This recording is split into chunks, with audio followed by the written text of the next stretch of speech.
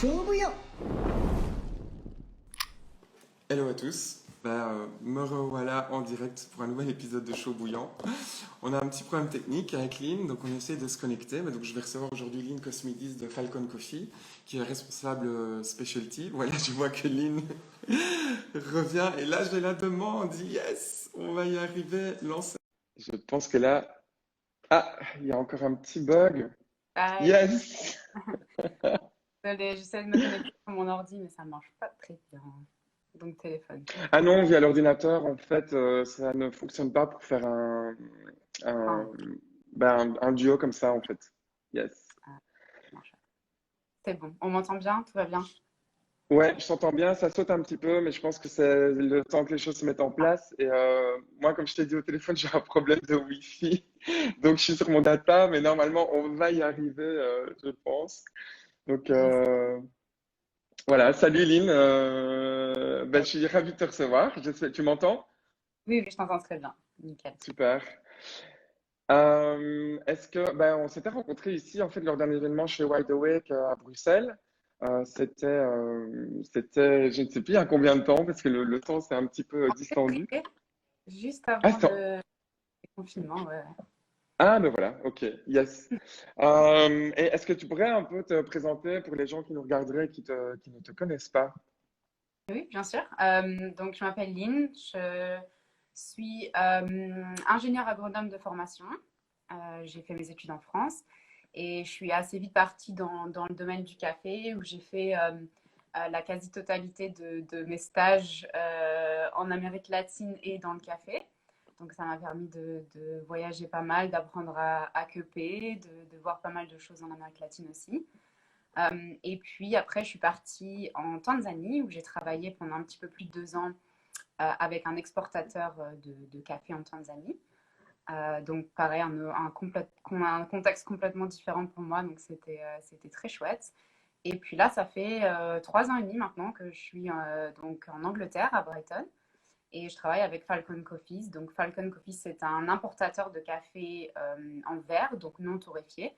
Donc on travaille avec des exportateurs, des producteurs dans une quinzaine de pays, et on travaille avec des torréfacteurs dans une quarantaine de pays.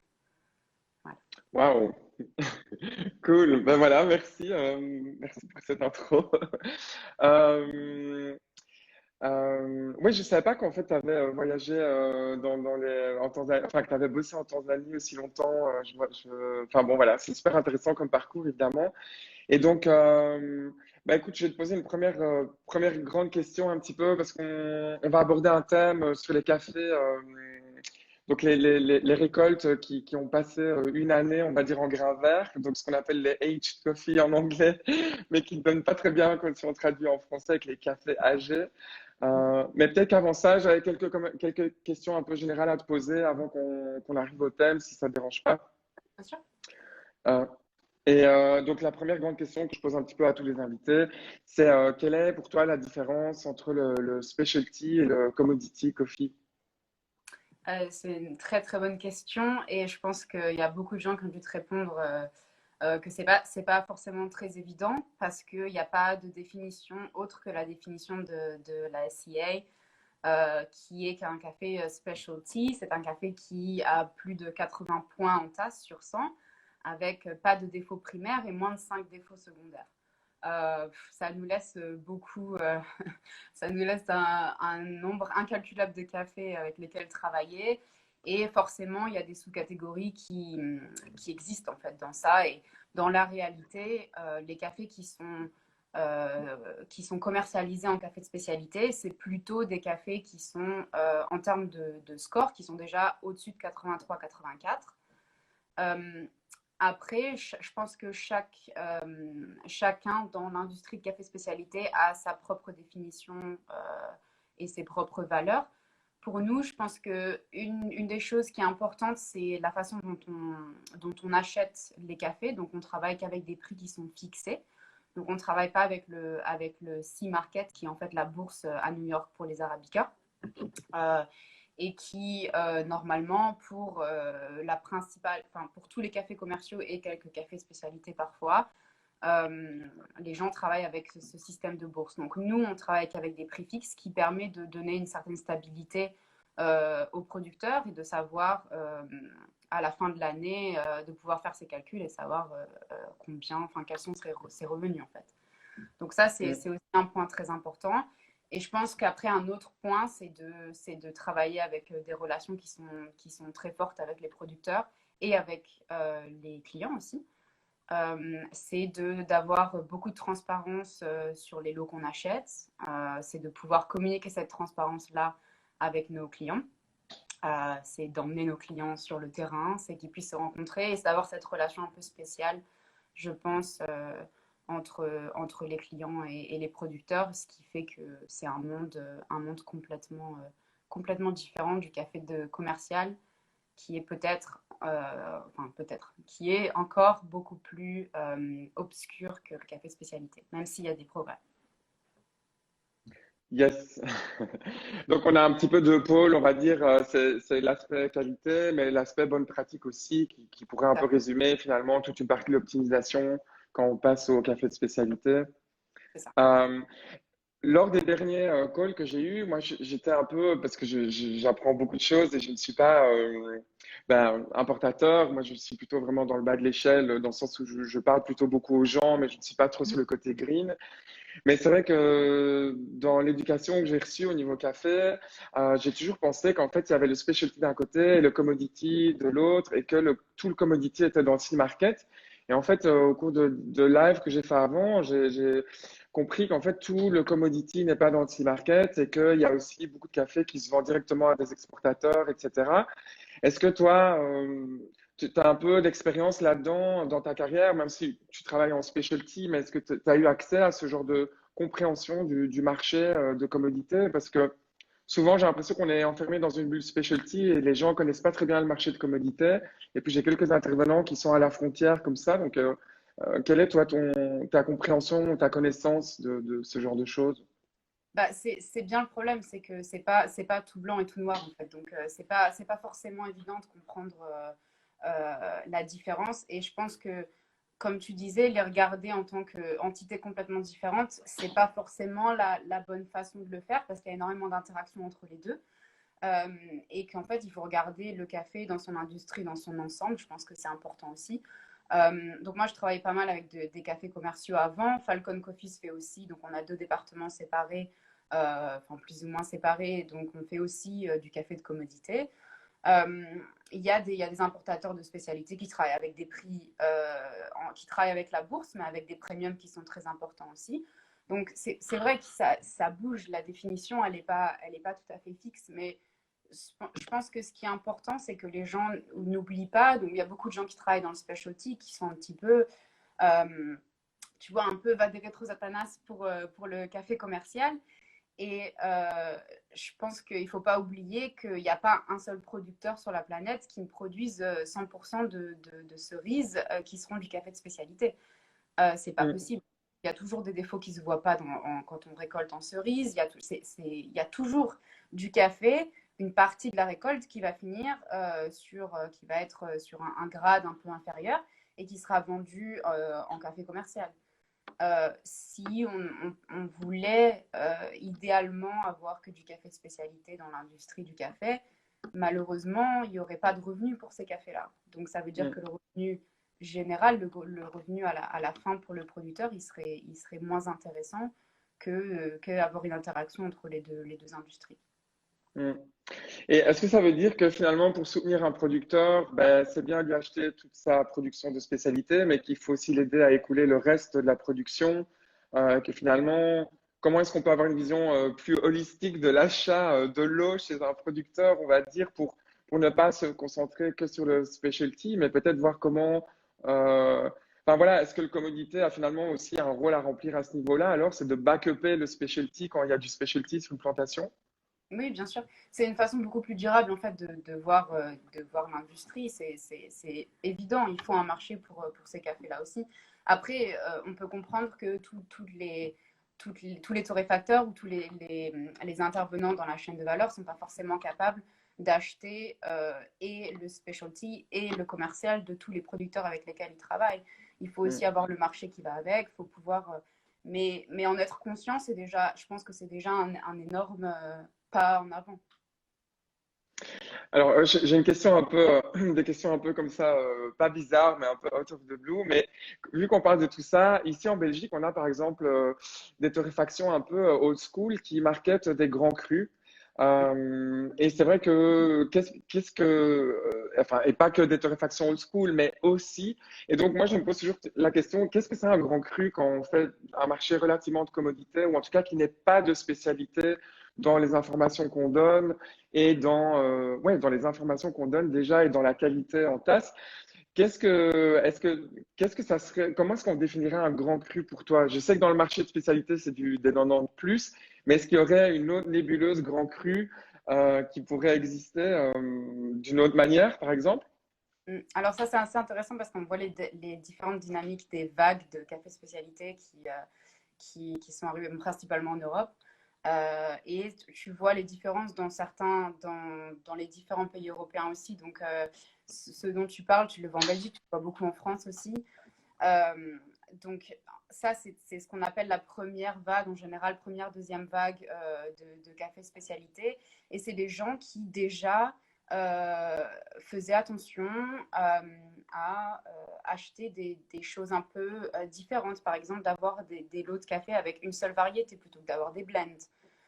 Donc, je pense par exemple au Bourbon pointu de La Réunion, donc des gens qui proposent un café comme ça, par exemple, qui est un café rare aussi. Donc là, on peut parler de grand cru parce qu'effectivement, c'est un café qui est sur le marché qui est rare.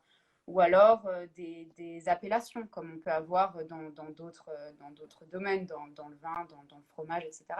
Travailler avec du Blue Mountain de Jamaïque, par exemple. Donc ça, c'est aussi c'est pas une appellation qui est reconnue comme on a les IGP en Europe, mais je veux dire, c'était aussi une façon de se démarquer d'un café très obscur qui existait avant. Donc, c'était déjà une façon de faire un pas en avant. Après, il y a eu beaucoup Mm. d'autres pas qui ont été faits dans des directions différentes, et d'où les différentes vagues en fait, qu'on voit en specialty.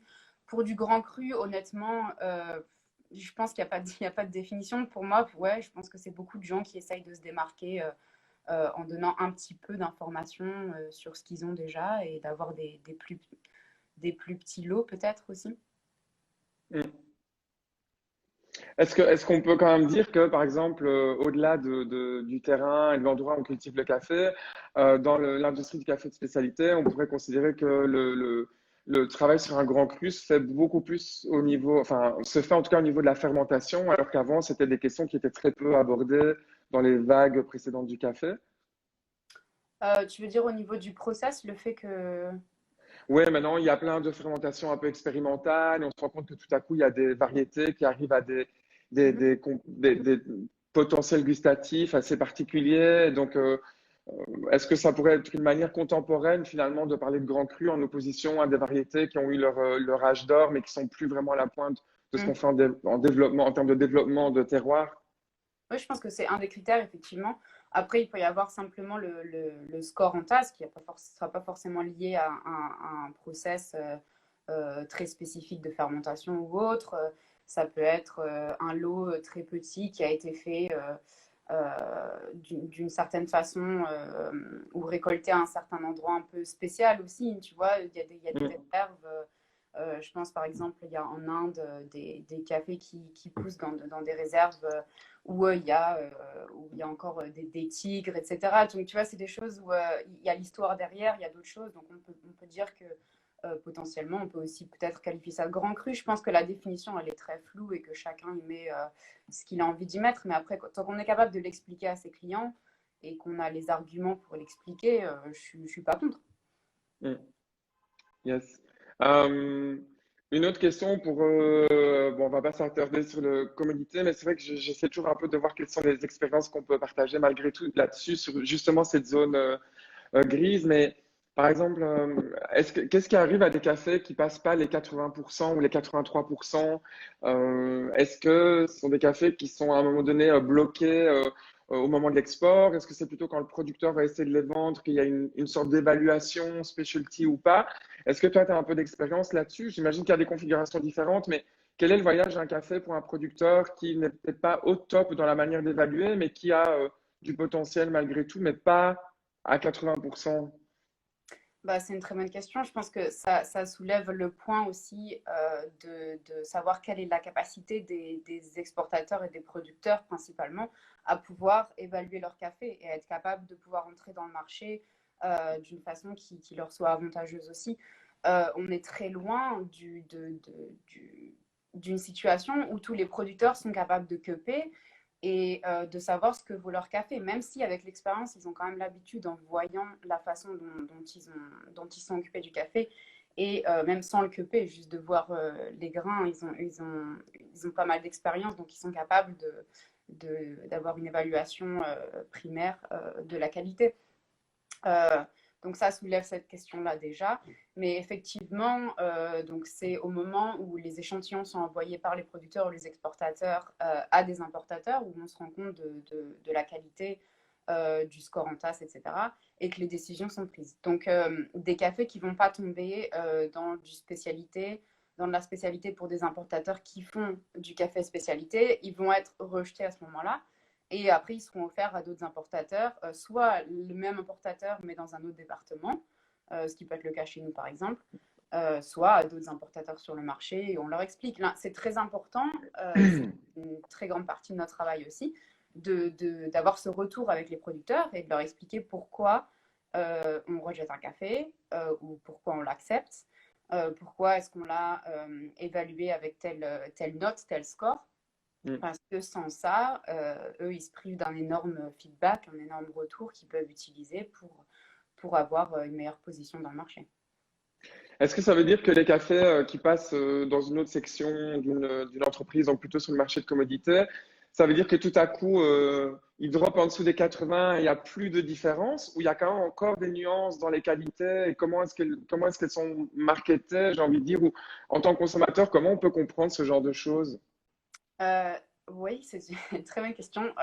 Il y a énormément de différences, même dans un café commercial. Un café commercial qui est du pur défaut et qui va finir en café soluble, ou un café qu'on dit high commercial, donc qui est justement autour de, on va dire, 82, par exemple, entre 80 et 82 points, donc qui est vraiment à la limite de pouvoir faire partie de l'industrie de spécialité. C'est sûr que ce sera le jour et la nuit. Là, on parle quand même d'une différence de probablement, je ne sais pas, une trentaine de points. Donc, Mm. effectivement, ce ne sera pas le même usage, ce ne sera pas la même façon d'en parler.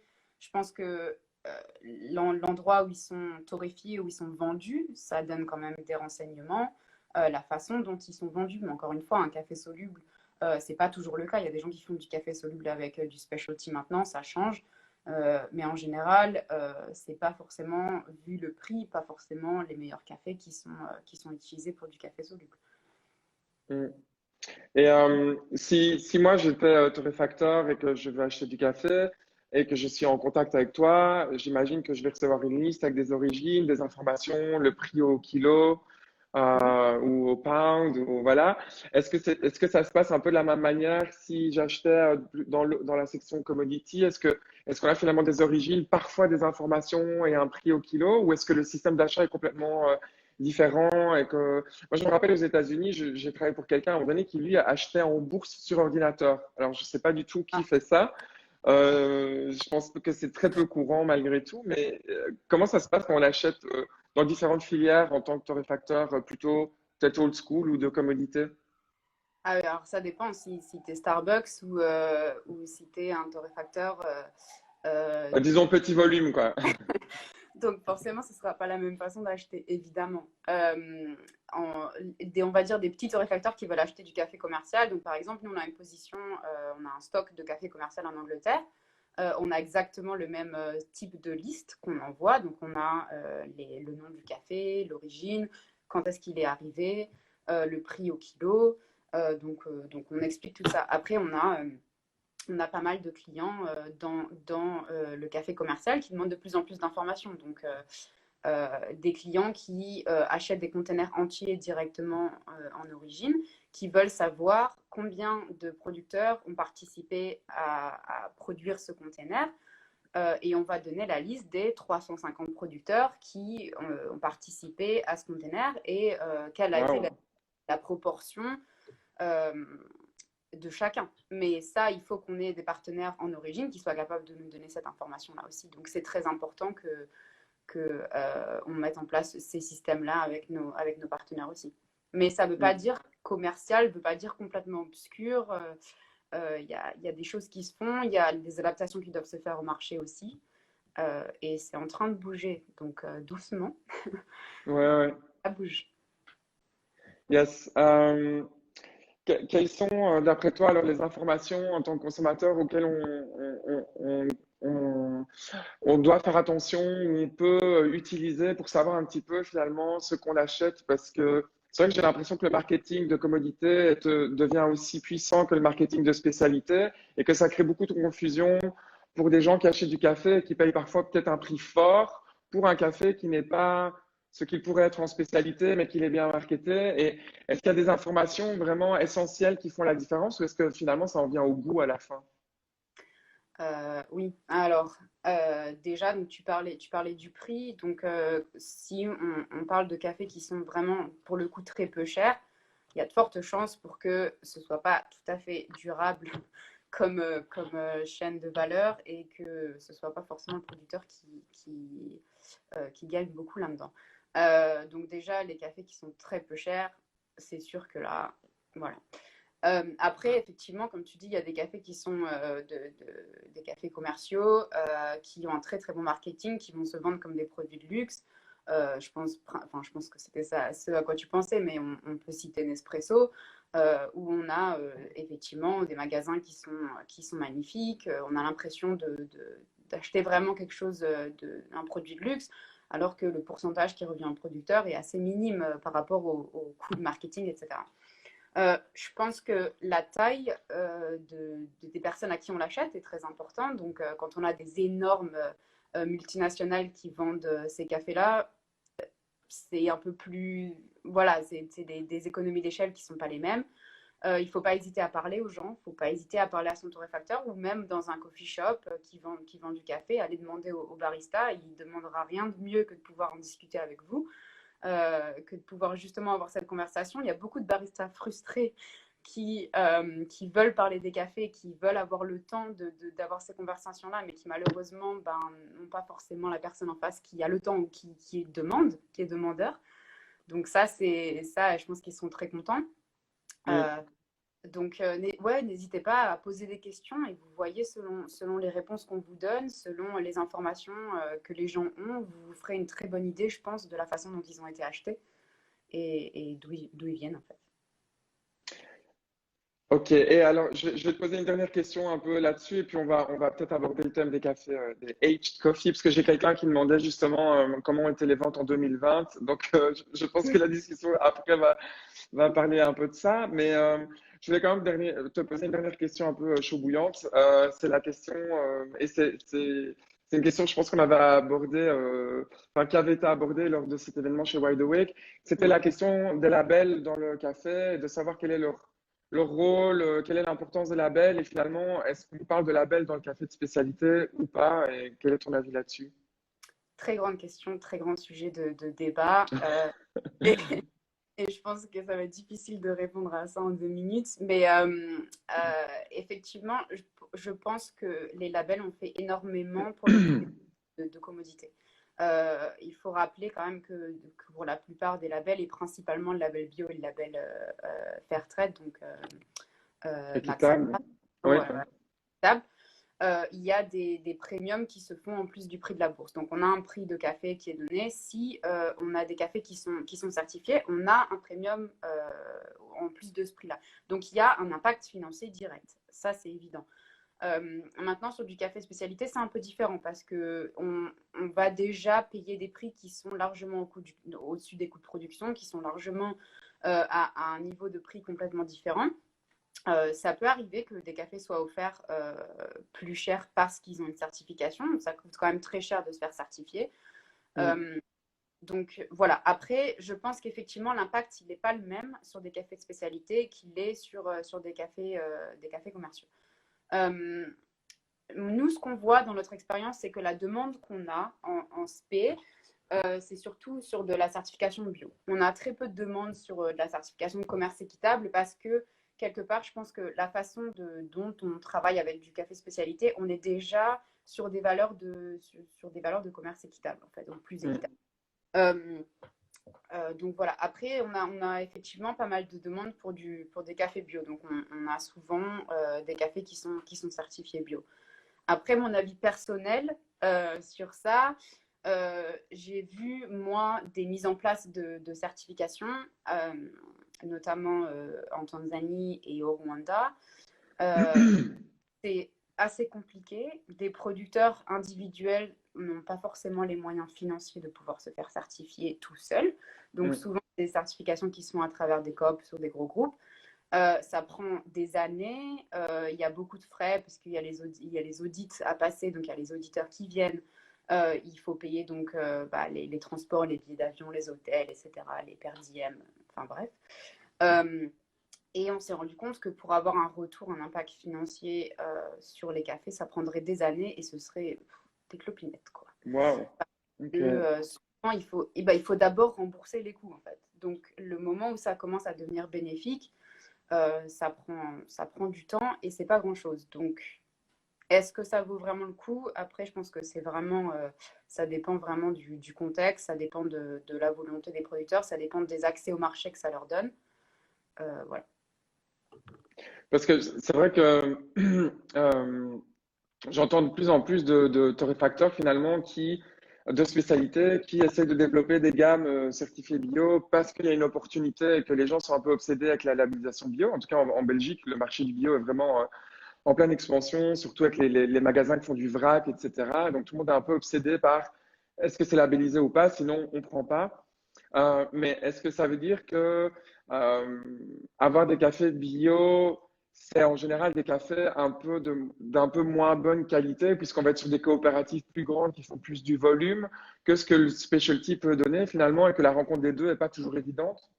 Pas forcément, non. Après, ça dépend si on prend des pays comme l'Éthiopie, par exemple, le Honduras, le Togo. C'est des pays où, de manière plutôt traditionnelle, les cafés sont produits de manière organique, même sans certification. Donc, à partir de là, c'est de toute façon un savoir-faire traditionnel qui est différent. Et on peut avoir énormément de micro-lots qui sont souvent certifiés. Il y a des coops qui certifient leurs producteurs parce que ça donnait sens, ça faisait sens à ce moment-là, c'était logique de faire ça. On travaille sur des micro-lots, on travaille sur des cafés qui sont à plus de 87, 88 en tasse. Et ça, il n'y a pas, je pense pas. Euh, Après, ce qu'il faut réfléchir parfois, c'est les cafés qui sont non certifiés. Moi, je suis une grande fan des cafés bio non certifiés. Donc, qui sont produits de façon biologique, qui Ouais. respectent les préceptes de production biologique, mais il n'y a pas tout le système de certification derrière, il n'y a pas tous les coûts derrière. Alors, effectivement, il n'y a pas un certificat. Mais bon, un certificat, c'est quand même un auditeur qui vient une fois par an, une fois tous les 2 ans pour aller vérifier quelques productions, quelques fermes. Bon, voilà. Mm. Après, Ok. ça fait pas ce qu'il veut, mais voilà, moi je suis une grande fan des cafés bio non certifiés et je pense ils ont un marché à trouver. Donc voilà. Ouais, ouais.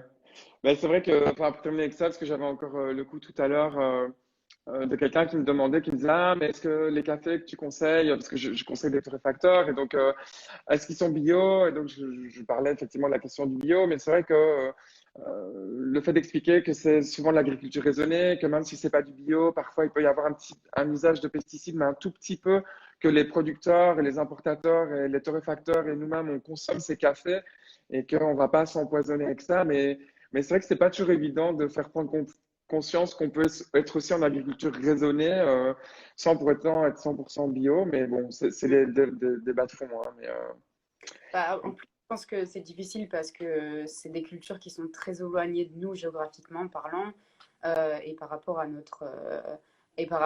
nos habitudes aussi. Donc, on n'a pas vraiment idée de ce que ça peut être une une plantation de café quand on est en Belgique ou en Europe. C'est pas toujours évident. Donc, forcément, on n'a pas forcément tendance à avoir confiance de suite. Donc, c'est vrai que Mm.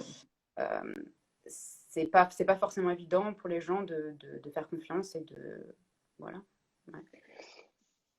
Alors, peut-être qu'on peut parler du projet, parce que là, j'avais une question justement qui me disait, tiens, comment les ventes se sont passées en 2020 et quelle est un peu la vision pour 2021? Parle-nous un petit peu peut-être du sujet, du coup, de l'initiative de Falcon pour justement un peu mettre les pieds dans le plat, ou en tout cas parler d'un sujet qui peut être un peu sensible pour l'instant chez les torréfacteurs de spécialité et les importateurs, quoi. Ouais. Alors, pour commencer, les ventes en 2020, ça a été une année stressante. On est tous vivants, ça va, mais évidemment, comme tout le monde, hein, comme tous les business en 2020, ça a été compliqué. La chance qu'on a eue, c'est qu'on travaille dans une industrie de drogue. Les gens ont besoin de leur caféine, ont besoin de leur café, et ça nous a sauvés. Euh, je pense que ça a été. J'étais très surprise de voir la façon dont les choses se sont faites, principalement dans le café spécialité, parce qu'il y a eu énormément euh, de communautarisme en fait qui s'est créé et qui a fait que malgré le fait que les coffee shops étaient fermés, les clients ont continué à acheter au torréfacteur, ont continué à acheter en ligne pour avoir Mm. à la maison. Et on s'est rendu compte que en fait, on avait une augmentation de la qualité des cafés qui étaient commandés aussi. Parce qu'en fait, en retail, donc en B2C, c'est des qualités plus élevées parce que les clients, quand ils peuvent choisir ce qu'ils veulent, en général, ils vont pour des cafés qui sont plus chers, qui Ah, sont de. waouh, ok. Donc ça a été hyper intéressant comme résultat, Mm. plutôt qu'une qualité qui peut parfois être un peu inférieure dans un blend espresso en coffee shop. Pas toujours, mais voilà. Donc ça, c'était très intéressant pour nous de le voir. Et effectivement, le gros problème et le gros challenge de 2020 pour nous, mais comme tout le monde dans l'industrie, c'était les stocks. Bah Donc, oui. avoir des stocks de café au moment où tout le monde s'est arrêté d'acheter, où tous les cafés ont fermé. Et donc, évidemment, ça fait effet domino sur toute la chaîne. Attends, Euh, je t'interromps, mais peut-être pour les gens qui nous regardent et qui connaissent pas très bien ce qui se passe au niveau de la chaîne du café, un importateur comme Falcon Specialty donc, prend un énorme risque finalement en achetant des cafés et finalement en devant les revendre. C'est pas qu'ils sont en dépôt et qu'on les renvoie s'ils sont pas vendus. Il y a aussi un risque financier qui est lié à l'achat du café et puis tout à coup au fait de ne plus en vendre, quoi.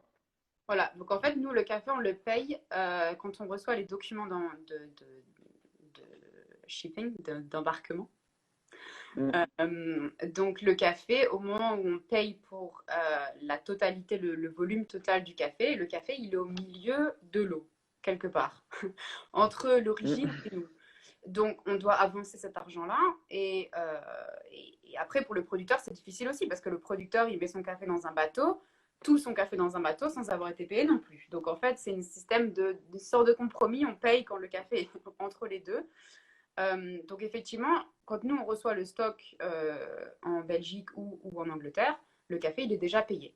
Et tant que les torréfacteurs ne l'ont pas commandé, on n'a pas retour de cet argent-là. On peut pas compenser nos coûts. Ouais. Euh, Effectivement, se retrouver avec des stocks importants, c'est un risque financier énorme. Mais en fait, on s'est rendu compte que le risque, il a commencé avec les coffee shops qui se sont trouvés avec du café torréfié qui ne pouvaient pas vendre parce que les coffee shops Mm. étaient fermés.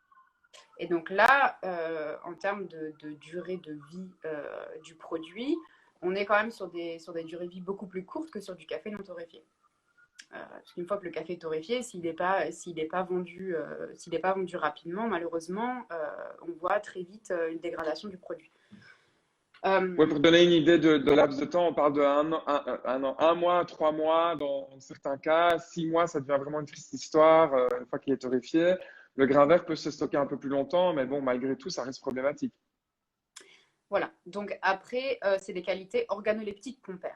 Le café va pas, enfin, sauf si vraiment il a été plongé dans l'eau ou mis sous la pluie pendant des heures, il va pas moisir le café. Mm. Donc c'est un produit qui a un pourcentage d'humidité qui est aux alentours de 9-10%, 11% quand il est chez nous. Il n'y a pas trop de risques, c'est organoleptique. Donc, c'est simplement ce qu'on va ressentir en tasse, la façon dont on va l'utiliser qui va changer. Le problème, c'est que tout le monde dans la chaîne s'est retrouvé avec des stocks, donc s'est retrouvé long, comme on dit. Donc, avec des stocks importants de café qu'on ne pouvait pas vendre ou pas au rythme normal. Donc, les cafés, effectivement, prennent de l'âge avant de pouvoir être utilisés par les torréfacteurs et par donc les consommateurs finaux. Le problème, c'est qu'on est dans une industrie en spécialité où utiliser un café qui, organoleptiquement parlant, n'est pas au top, c'est le meilleur moyen de se faire fustiger. Donc, Et on parle de quel délai? Le grain vert, on peut le conserver jusque combien de temps, combien de mois? bah, alors, après, ça dépend du process, ça dépend d'où il vient, parce qu'on a des origines qui sont plus propices à un vieillissement, entre guillemets, et qui vont garder les qualités du café, les qualités organoleptiques plus longtemps. Ça dépend de comment il a été emballé aussi. Ça dépend de beaucoup de choses, en fait. Mais nous, en spécialité, on travaille avec des récoltes récentes. Donc, on travaille avec la récolte fraîche, comme on dit, donc celle du moment. Et une fois que le café, on a eu la nouvelle récolte, s'il nous reste du café de l'ancienne récolte, c'est ce café-là dont on va parler. Donc c'est un café qui a plus d'un an. Donc c'est à ce moment-là Ok. que ça commence à devenir compliqué. Après, on a des cafés qui présentent des signes d'âge avant, qui peuvent présenter des signes d'âge à partir de 6 mois. On a des cafés, pareil, notamment des Éthiopiens, qui après 2 ans, 3 ans, vont changer de profil, mais ne vont pas forcément montrer des signes d'âge. Ouais. Voilà, donc l'observation, c'était de se rendre compte qu'il y a des problèmes de stock, ce qui a toujours été le cas dans l'industrie de toute façon, mais c'est vrai que la crise du Covid, elle a exacerbé ce problème. Et on s'est aussi rendu compte que les gens en avaient un peu honte, ne voulaient pas en parler, ne voulaient pas dire qu'ils utilisaient du café qui était de l'ancienne récolte, ne voulaient pas dire qu'ils étaient longs en café. Donc il y avait une sorte de culpabilité parce que faisant partie de l'industrie spécialité, c'est pas des cafés avec lesquels on peut travailler. Parce que ça Euh, veut dire que leur cote descend sur l'échelle des 100% et que du coup, à un moment donné, on peut considérer qu'ils sont plus des cafés de spécialité, par exemple, si le goût est altéré. Alors, ça arrive qu'on soit en dessous de, par exemple, 83-84. Si nous, on considère qu'on travaille avec des cafés 83-84. Après, des cafés qui, avec un an, sont en dessous des 80 de la définition de la SIA, non. Enfin, en tout cas, pas, c'est pas des problèmes d'âge. Ça va pas descendre autant. On perd quelques points sur des cafés, effectivement, avec l'âge. Mais c'est tout l'enjeu, c'est qu'en fait, on se retrouve avec des cafés qui techniquement sont toujours dans une définition de café spécialité, mais comme on sait que c'est l'ancienne récolte, tout d'un coup, c'est non, Ah oui, j'achète waouh, pas, ok. je n'en parle même pas. Et en fait, c'est une sorte d'omerta de bah, je ne parle pas de mes stocks, je vais essayer de faire quelque chose avec, mais voilà. Et en fait, on a vu qu'il y avait pas mal de gens qui essayaient de trouver des solutions dans leur coin. Et l'idée de Out of the Woods, donc le projet qui est un peu, on pourrait probablement traduire ça en sortie des ténèbres, c'est de commencer d'ouvrir cette discussion en fait. C'est que les gens commencent à en parler, à dire bah voilà, ça m'arrive à moi aussi, effectivement j'ai eu ce problème-là, voilà comment j'ai résolu ce problème. Et il y a beaucoup de choses à échanger, il y a beaucoup de choses dont on peut parler, des façons de pouvoir continuer à faire du business de façon durable dans nos valeurs, sans, et en continuant à utiliser ces cafés-là quand même. Est-ce que ça veut dire qu'en tant que torréfacteur, on va quand même avoir un café que les gens sont frileux parce que quoi, ils ont l'impression que le café va être moins bon ou que ça peut arriver en fait, mais que est-ce que la question n'est pas dans le marketing finalement quand on vend du café en tasse de dire ben je sais pas j'ai un moulin avec le blend habituel et j'ai l'autre moulin en fait qui aide à écouler un stock dû au Covid. Est-ce que le fait d'en parler pourrait peut-être aider à comprendre qu'en tant que consommateur, on peut se dire, ben, OK, en fait, je vais payer une tasse qui est de tout le monde et je sais qu'elle vient d'un bon endroit malgré tout. Mais est-ce que c'est pas la première chose à faire finalement, c'est d'ouvrir sa parole et son cœur, j'ai envie de dire au client. Mais c'est exactement ça. Et je pense que d'expliquer à ses clients, que ce soit du B2B ou du B2C, d'expliquer ça, c'est important. Et si on en revient à la première question que tu m'as posée, quelle est ma définition du café spécialité? Les deux grands points, c'était, on est d'accord, la qualité et tout ce qui est durabilité du business. Euh, Mm. Là, si on se dit j'arrête d'acheter ou j'arrête de torréfier ou de vendre un café qui est de l'ancienne récolte, on n'est que sur la qualité. On oublie tout le Mm. côté durabilité. Parce que j'en fais quoi, moi, de ce café-là, une fois qu'il est. Enfin, c'est un peu la même chose si tu regardes, je sais pas, dans ta cuisine, des fruits qui sont un peu gâtés, bah, t'en fais, je sais pas, de la compote ou tu fais des confitures. Le fromage, il commence un peu à piquer, tu vas le mettre dans un gratin. Tant qu'il n'est pas velu et qu'il marche pas tout seul, Ouais, il ira tu le à la jettes poubelle. pas, quoi. Ouais. Mais voilà, et je pense que même moi-même, le café à la maison, même quand ça fait longtemps qu'il est torréfié, qu'il est là et que je ne l'ai pas consommé, ça me fait mal au cœur de le jeter. Il y a quand même beaucoup de travail qui a été fait derrière. Il y a quand même beaucoup de Mm. gens qui C'est ont mis leur clair. sueur et leur travail derrière ça. Donc au pire des cas, ça part en gommage ou dans mon jardin. C'est un excellent anti-limace d'ailleurs. Euh, Attends, attends, ça a coupé un excellent anti-quoi dans le jardin? Ah oui, Anti-limace, limace. Ok, j'adore. très bon. J'apprends plein de trucs. Je savais pas qu'on pouvait allumer le café aussi contre les guêpes, tu vois, en été. Mais voilà. Donc, Bref, par ok. exemple, au laboratoire à Falcon, donc une fois qu'on a coupé les cafés et qu'on a donc la mouture mouillée, en fait, on le donne à des agriculteurs, à un producteur qui travaille donc à côté de là où on est basé, et qui l'utilise comme dans son compost ou comme substrat pour faire pousser des champignons. Donc, bon, Ouais. là, je m'égare un peu parce qu'effectivement, il n'y a pas de pression financière sur mon foyer quand je dois faire quelque chose avec le café là ou sur le laboratoire à Falcon. Mais l'idée, le point que je veux faire, c'est que il y a des façons d'utiliser, il y a des choses à faire avec ces cafés-là. Et le fait de décider de ne pas l'utiliser, c'est pas durable du tout en fait. C'est clair. Et c'est là qu'il faut peut-être le penser son business d'une façon un peu différente et se dire, bon, ok, euh, qu'est-ce que j'en fais? Donc après, il y a des choses qui se font, il y a eu beaucoup de choses, par exemple, l'utiliser d'une façon différente, le mettre dans un blend, par exemple. Faire une torréfaction pour espresso au lieu d'une torréfaction pour filtre qui sera peut-être euh, un peu plus permissive peut-être. L'utiliser avec du lait plutôt que de le proposer sans complément, tu vois, sans lait. Ouais. Euh, Changer la torréfaction et l'idée qu'on a de la torréfaction, parce qu'encore une fois, pour les cafés spécialités, on a quand même des fenêtres assez strictes de ce qu'on doit faire en termes de torréfaction sur un café de spécialité.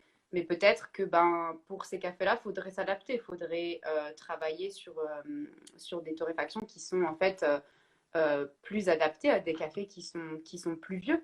Et ça, c'est donc tout l'enjeu de ce projet-là. Donc, je travaille avec 3 torréfacteurs dans mon équipe. euh, donc on a fait des tests en fait. On a utilisé des cafés qui avaient plus d'1 an et on a fait Mhm. différents profils de torréfaction et on a envoyé des échantillons à pas mal de monde en leur demandant de tout cuper. Donc évidemment, ils avaient que des numéros, ils savaient absolument pas d'où venaient les cafés. Et après de les utiliser soit en espresso, de les passer en filtre, en faisant différentes façons de préparer le café et de donner leurs commentaires. Et c'est hyper intéressant parce qu'on se Wow. rend compte qu'en fait, c'est vraiment le jour et la nuit en utilisant juste des profils de torréfaction qui sont différents et qu'en fait, on arrive à masquer quand même beaucoup de choses. Euh, oui, et à masquer encore, quand je dis masquer, c'est pas forcément le mot. Peut-être qu'on arrive simplement à avoir une torréfaction qui soit adaptée. C'est pas masquer, Ouais. c'est simplement valoriser le café comme il est à ce moment-là et avoir une torréfaction qui permette de montrer une autre facette du café. Est-ce que ça veut dire qu'en tant qu'importateur, par exemple, pour un torréfacteur qui est peut-être pas chevronné, vous fournissez des profils de torréfaction pour ce type de café ou c'est le but à terme aussi finalement d'aider à mieux travailler un produit qui est peut-être moins frais? Ouais. Alors, oui, c'est le but ultime en fait de ce projet-là aussi, c'est que les gens commencent un peu à en parler et que nous on fasse nos tests aussi de notre côté. Euh, et puis, surtout quand on a commencé à parler de ce projet-là, on s'est dit, mais est-ce qu'on se shoot pas dans le pied en fait? Parce qu'en disant, ben voilà, on vous donne des profils de torréf pour torréfier des cafés qui sont des saisons précédentes. Est-ce que c'est pas dire, ben en fait, je vous vends du café qui est de saison précédente, tu vois?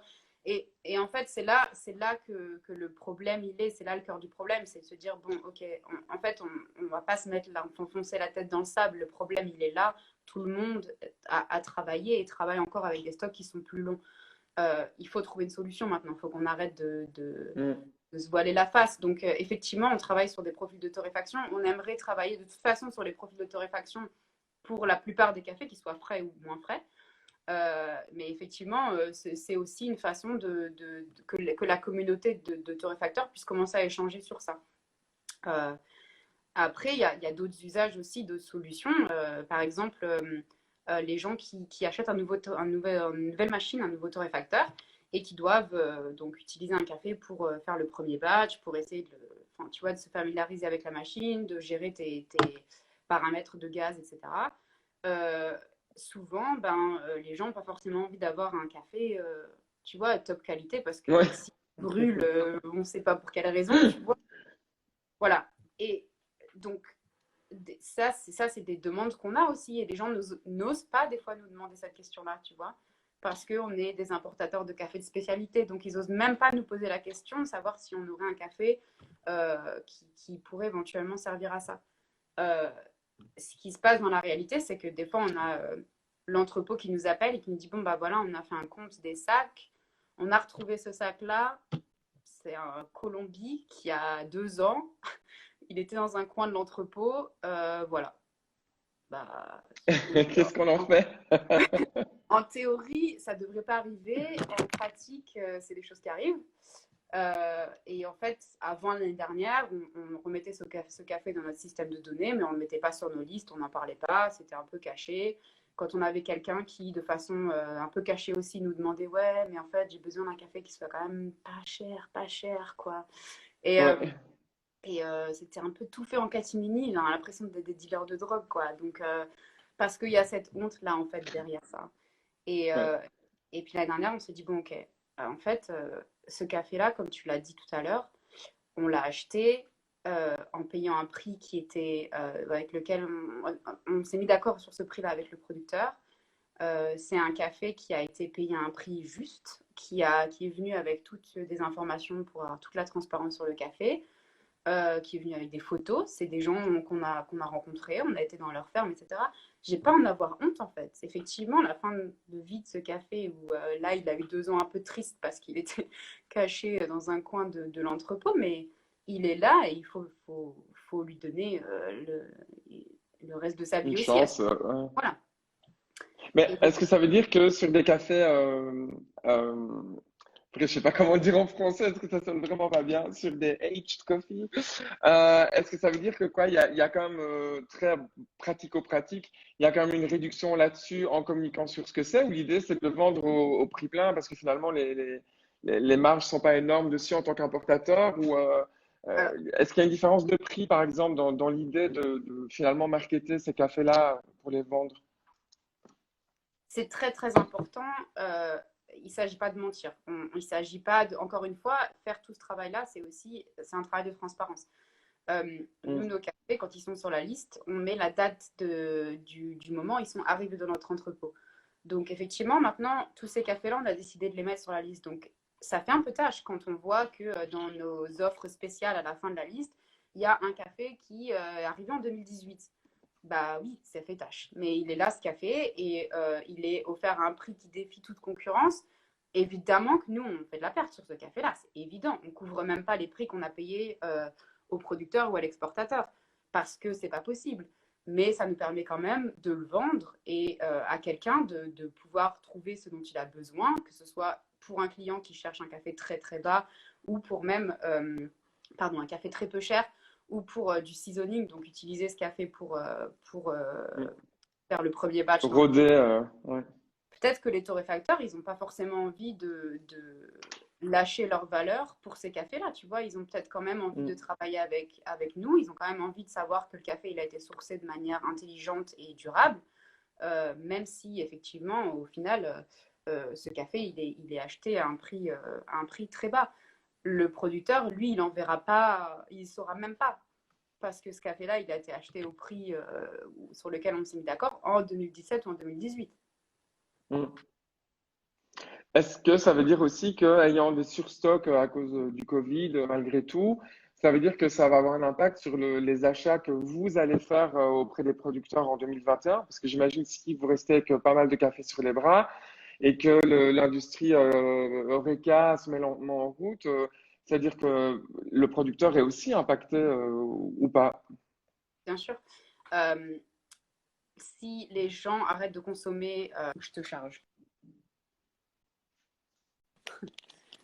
Si les gens arrêtent de consommer en fin de chaîne, évidemment, ça va impacter les torréfacteurs, enfin les coffee shops, ça va impacter les torréfacteurs, ça va nous impacter nous et ça va impacter l'origine aussi.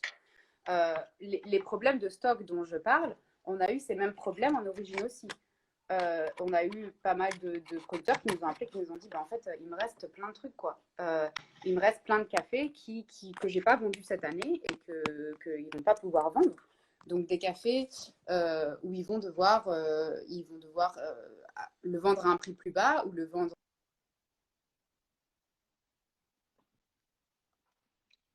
Ah, attends, là, je te perds. Allô, allô. Ah, voilà. Pardon. Donc, ils vont le vendre à un prix réduit ou ils vont le vendre sur le marché interne, donc dans le pays, ou ils vont le vendre en tant que café commercial. Donc, déjà, ils ont déjà eu de toute façon, eux, un problème de stock parce qu'évidemment, l'effet domino a fait qu'il y a beaucoup d'importateurs qui ont réduit leurs achats. Mm. Euh, on a eu beaucoup de chance dans le sens où on a eu une grosse frayeur en mars comme tout le monde. On était en plein milieu d'achat de pas mal d'origines et on s'est dit, bon, qu'est-ce qu'on fait? Euh, et en fait, ce qu'on a fait tout d'abord, c'était de voir dans la liste des contrats qu'on avait quels étaient nos fournisseurs qui étaient les plus vulnérables et qui potentiellement ne pouvaient pas trouver quelqu'un d'autre à qui vendre ce café-là. Parce Ah qu'on ouais, waouh. on avait d'autres fournisseurs qui, on savait, avaient un très bon marché, qui allaient pouvoir trouver une façon de vendre ces cafés-là. Donc après, ça a été des discussions qu'on a eues avec certains en se disant, bon, quelle option tu as et si effectivement tu as d'autres options, peut-être que nous, bah, cette année, on ne fera pas. Quoi. Mm, Euh, mm. au final, comme je disais, les gens n'ont pas arrêté de boire du café, donc on a eu quand même de la chance. Et on s'est bien débrouillé l'année dernière et on a réussi à quasiment ne pas réduire en fait quasiment pas nos achats. Donc pour le coup, ça s'est plutôt bien Waouh. passé. Effectivement, il y a Ouais. encore beaucoup de café en origine qui n'a pas été vendu. Et comment se dessine l'horizon 2021 du coup? Parce que la situation est toujours quand même compliquée, incertaine.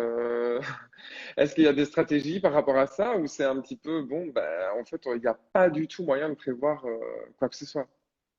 Je pense que les gens ont un peu plus d'expérience maintenant. Ils ont les torréfacteurs, par exemple. Donc moi, c'est vrai que je suis plus en direct avec les torréfacteurs. On réagit très vite, surtout pour les plus petites, les plus Mm. petites torréfactions, parce qu'il y a plus de flexibilité, il y a plus de résilience. Et on réussit à se mettre en ligne, à trouver des façons tu vois, d'utiliser leur stock, etc. On a eu beaucoup de clients qui ont utilisé des anciens stocks pour donner à des assos, par exemple, qui ont torréfié. On a un client à Berlin qui a torréfié du café et l'a vendu à prix coûtant à des coffee shops pour que les coffee shops continuent à pouvoir avoir du café et à pouvoir le vendre. Waouh. Ok. Il y a eu beaucoup de choses qui ont été mises en place,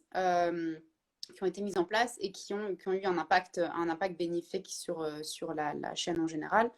Euh, Là, nous, on est dans un troisième confinement en Angleterre. L'impact est un peu moins important quand même, ou moins important que le premier, parce que les gens s'y attendaient. Les gens se sont organisés pour que ça se passe le mieux possible. Après, c'est sûr que c'est pas idéal. Euh, une deuxième année comme ça, si ça continue toute l'année, ça va être très compliqué. Il faut quand même aussi se rappeler qu'on a de la chance en Europe de pouvoir avoir accès au vaccin. Euh, dans les pays producteurs, dans la plupart des pays producteurs, ce ne sera pas pour cette année. Mm. Donc c'est aussi des choses auxquelles il faut penser. Au Pérou, par exemple, ils estimaient, la dernière fois que j'ai eu des informations, ils estimaient qu'il y aurait le vaccin disponible pour l'été 2022. Putain, ouais. Waouh. Donc ça aussi, c'est des choses qui vont arriver, c'est des choses qui vont avoir un impact. La deuxième vague est en train de toucher maintenant les pays producteurs, que ce soit en Afrique ou que ce soit en Amérique latine. Euh, il faut aussi des systèmes qui ont beaucoup moins de flexibilité économique, qui ont beaucoup moins d'options, qui ont des systèmes de santé qui ne sont pas forcément les mêmes qu'on a en Europe. Donc, je pense Mm. que pour moi, le problème, il sera probablement plus là-bas. Euh, Après, tout dépend des gouvernements aussi en Europe. On a eu de la chance en Angleterre, comme dans d'autres pays européens, d'avoir des gouvernements qui nous ont donné la possibilité de continuer à travailler, à pouvoir payer les salariés. Il y a certains pays en Europe où ça n'a pas été le cas du tout. Il y a des Mm. gouvernements qui n'ont pas aidé les petits business et on a eu des clients qui malheureusement ne sont pas sortis. Donc, Mm. ça va être compliqué. Mais Ouais. on met Ouais, la non, foi. ouais, j'ai l'impression il y a quand même une lueur pour cette année. J'espère en tout cas grandement pour tout le monde et pour moi-même. Mais on arrive pratiquement à terme, en fait, déjà à 1 heure de live. Mais j'ai encore 2 petites questions. Est-ce qu'à un moment donné, sur toutes ces recherches que vous faites chez Falcon sur justement sur les cafés un peu hors stock, enfin pas hors stock, mais un peu âgés, Mhm. je bug à chaque fois que je dis ça, mais je vois pas d'autre manière de le dire. Mais donc, est-ce qu'à un moment donné, vous allez publier de la documentation ou quelque chose ou du contenu accessible par rapport à ces recherches ou à des pistes ou des solutions? Ouais, bien sûr. Alors, je vous invite à suivre, nous suivre sur les réseaux sociaux parce que on va mettre en ligne. J'ai très peu discuté de l'aspect torréfaction, notamment sur le projet parce que je ne veux pas dévoiler ce qu'on a fait. On va enregistrer des épisodes qu'on va mettre en ligne après. Donc, j'invite les gens à se connecter, à pouvoir visionner effectivement ces épisodes-là et surtout à nous parler, en fait, à discuter, à commenter, à nous dire les choses qu'ils voudraient voir en fait sur les plateformes et les sujets dont ils veulent parler. Parce que en fait, c'est en faisant ça qu'on va réussir à rassembler la communauté, à ce que les gens commencent à en parler et à partager.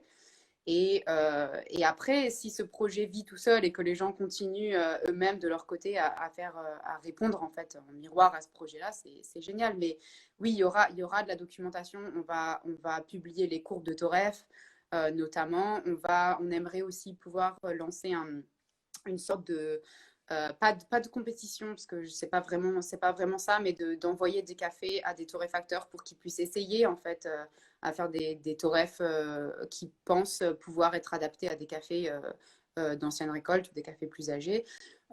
Donc il y a pas mal de choses qui sont pending quoi. Ok. Mais, mais ouais, je pense que ça va être hyper intéressant. Si vous avez des questions, demandez-nous parce que c'est toujours intéressant ou des commentaires, c'est toujours intéressant de savoir ce que les gens pensent et pour pouvoir alimenter la discussion en fait. Mm.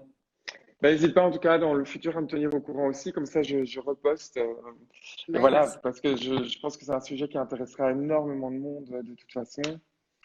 Peut-être qu'avant qu'on termine, est-ce qu'il y a autre chose que tu veux rajouter? Euh, il y a beaucoup de choses que je pourrais rajouter. Non, je pense peut-être pour vraiment résumer tout le projet, ce serait que les gens arrêtent de s'auto-flageller parce qu'ils n'ont pas bien géré leur stock, quoi. C'est des choses qui Mm. arrivent à tout le monde. La plupart des gens qui travaillent en SP des petits business, des petits commerces. Le torréfacteur, il est aussi acheteur, il est cupper, il est vendeur. C'est lui qui s'occupe de ses réseaux sociaux, de son site internet. Il ne peut pas faire de la veille de marché et savoir comment le marché va évoluer Mm. de façon instantanée. Et avec des pandémies, enfin des problèmes comme la pandémie l'année dernière. Donc, euh, relax, ça va aller. Il y a plein de façons de gérer cette situation-là et il faut juste en parler. Communiquer avec nous, communiquer avec les gens qui sont dans l'industrie. Et voilà, ça va aller. Mm. Cool. Bah écoute, merci. Merci pour ce conseil pour les torréfacteurs qui nous regarderont et surtout merci d'avoir pris part à cette conversation. C'est vraiment un sujet super intéressant et voilà, moi j'ai appris plein de trucs aujourd'hui donc merci. Non, bah, merci beaucoup de m'avoir invité. C'est vraiment top de pouvoir en parler. Et puis, en tout cas, je suis toutes tes vidéos. C'est vraiment chouette comme initiative. Donc, j'aime beaucoup regarder les vidéos. Ah mais Continue. c'est cool. Bah écoute, cette année, je vais travailler sur deux projets de professionnaliser un peu la partie YouTube et peut-être aussi une partie podcast. Je ne devrais pas en parler, c'est beaucoup trop tôt, Trop. mais j'y crois et j'y travaille avec deux équipes différentes. Donc, on verra cette année. Mais ouais, pour avoir un format aussi où, par exemple, un taux comme ceci, on peut un peu le monter et faire qu'il soit plus facilement revisionnable que d'avoir les 1 heure sans montage. Mais voilà, ça sera pour